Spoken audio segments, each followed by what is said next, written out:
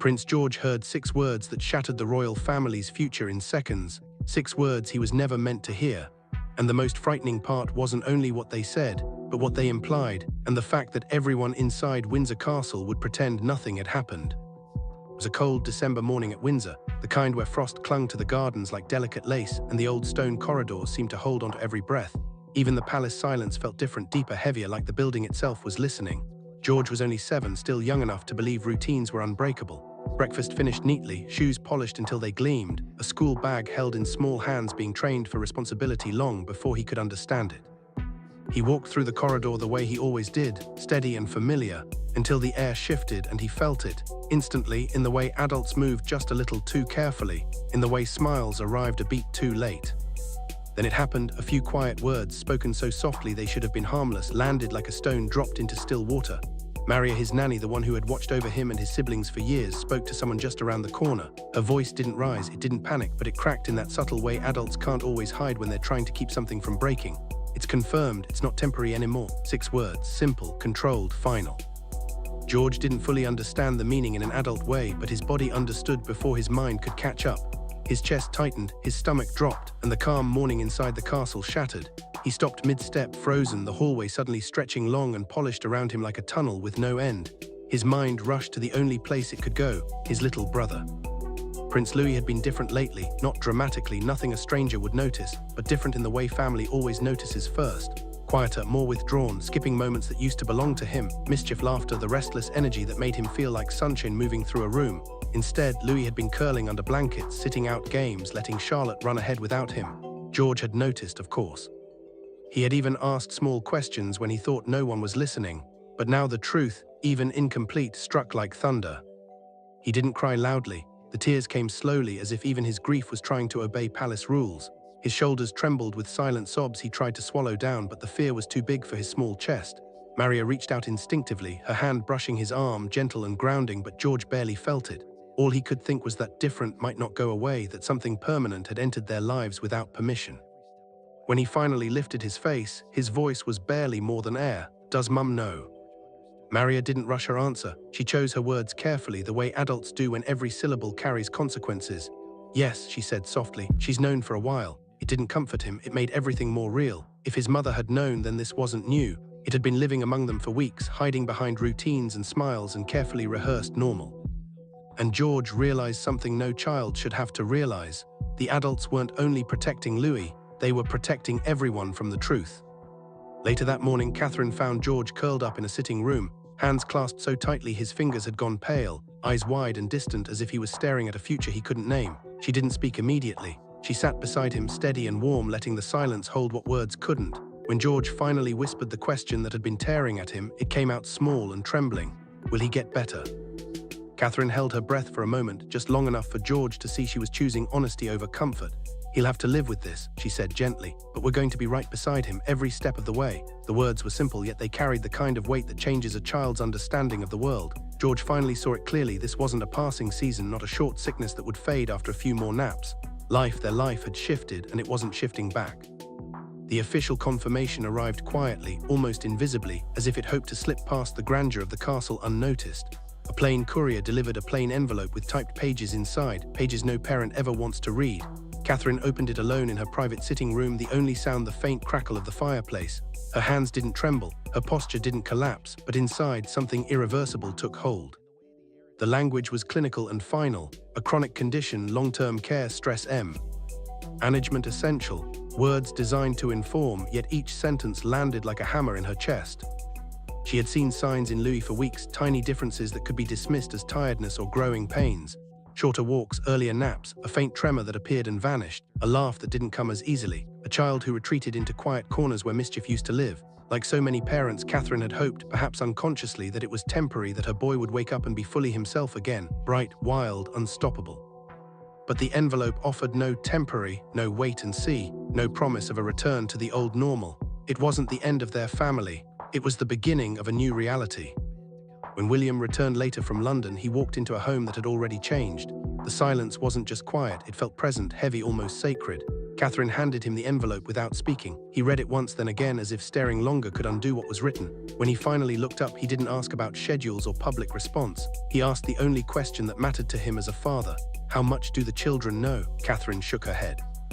Not enough, and in that moment, the decision settled over them like a storm cloud. How do you tell children that life won't follow ordinary expectations anymore, that forever is now part of the conversation, even if no one wants it to be? Inside the palace, the shifts began immediately. Meetings were rescheduled, events postponed, school pickups rearranged. Staff spoke in softer tones and ended conversations mid-sentence when children appeared. The air itself seemed heavier, loaded with unspoken truth. Tradition, ceremony, and public perception quietly moved down the list. Survival rose to the top. Emotional safety, care, the creation of a home that could hold fear without breaking became the new protocol. For George, the realization cut the deepest. The grief he tried to hide followed him everywhere. At school, he withdrew. The boy who once raised his hand and laughed at recess, now staring out windows like he was searching for answers beyond the classroom walls. At home, routines that once anchored him dissolved into uneasy silence. Breakfast grew quiet. Evenings felt lonelier. The laughter that had once echoed down palace corridors became cautious, muted, as if joy itself had become fragile. Charlotte tried to reach him in the only ways she knew. Gentle touches, whispered jokes, small reassurances that didn't demand explanations. But George wasn't being cruel or distant out of malice. He was carrying a weight too heavy for his age, a secret that didn't fit inside him. Even Maria, who had weathered royal tour, press storms, and crises the public never saw, felt unprepared. Nothing trains you to watch one child's light dim, while another child's grief silently deepens, and a family recalibrates around a truth that cannot be undone. As the days passed, Catherine began watching George more closely. She noticed patterns, fractures in his rhythm, the way he tried to be brave and failed in quiet moments. One evening, she suggested something simple, a family activity, a board game, a movie, anything to pull them back toward one another. William brought a game. Louis joined cautiously, leaning on Charlotte at times. Charlotte tried to keep it light. But George stayed silent, excused himself early, and retreated upstairs to his room, where he opened an old photo album filled with brighter days. Louis laughing on a beach, building sandcastles, running without hesitation. George wept quietly and whispered words that felt too heavy for any child to say. I should have known. That night, Catherine sat at the foot of his bed and did not try to fix him with words. She listened, letting the fear finally have a voice. When George admitted he didn't know how to help Louis, Catherine gave him the simplest truth. You don't have to fix it, she said softly. You just have to love him. And for George, that shifted everything. Love wasn't a cure, love was presence. Love was staying. Love was reading a story even when your throat was tight and your hands were shaking. Quietly, Maria approached Catherine with an observation that felt more like a warning than advice. They know more than we realize, she said. They're hurting and they need guidance. Catherine, exhausted yet resolute, whispered back, so do I. That night, a plan began to form, not for cameras, not for optics, not for headlines, but for their children. They created spaces where the family could reconnect without performance, painting sessions, story hours, evening walks, moments designed to let love exist without being staged. Slowly, the palace shifted from a fortress of tradition into a sanctuary for emotional survival. Then came the day the public statement was released, and the world paused.